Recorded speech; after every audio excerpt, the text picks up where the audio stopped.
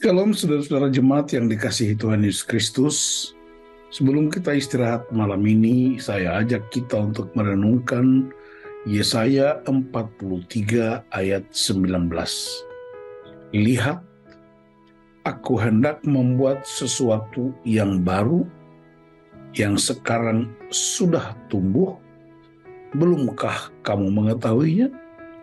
Ya, aku hendak membuat jalan di padang gurun dan sungai-sungai di padang belantara. Saudara-saudara, pembuatan Yesaya ini memberi gambaran buat kita bahwa ketika Allah mengeluarkan Israel dari Mesir sebagai sebuah cara yang ajaib untuk memastikan Israel sebagai sebuah bangsa pilihan, tapi juga sebuah bangsa model bagi bangsa-bangsa lain untuk memperkenalkan keagungan Allah.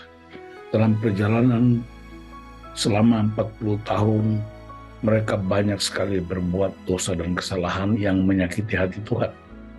Tapi karena Allah adalah kasih, Allah yang penuh pengampunan, Allah yang rindu supaya janji-janji dan tujuannya tetap tergenapi dan diwakilkan kepada umat pada waktu itu.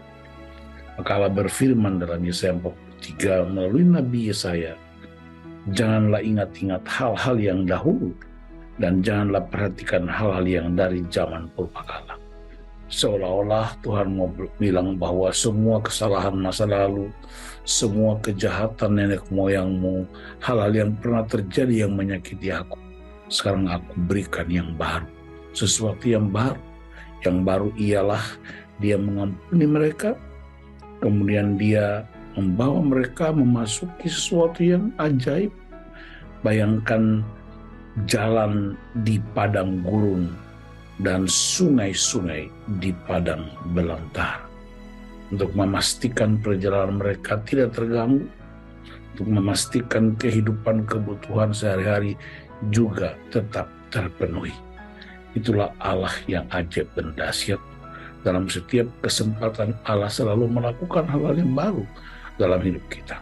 Sekalipun mungkin kita masih terikat dengan masa-masa lalu kita, trauma-trauma yang buruk di masa lalu, tapi selalu ada janji Tuhan, ada hal yang baru yang Tuhan ciptakan, yang kita kenal dengan istilah transformasi. Ada sesuatu yang ditransform, yang ditransformasi, bukan hanya jalan-jalan di tengah-tengah padang belantara, bukan hanya sungai-sungai di padang belantara, tapi yang ditransformasi ialah hati umat yang sadar betul bahwa Tuhan memelihara hidup mereka.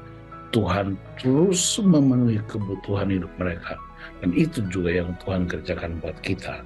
Bukti yang paling konkret ialah ketika Yesus datang untuk menebus kita dan mengembalikan kita kepada gambar dan rupa Allah melalui salib di Golgota.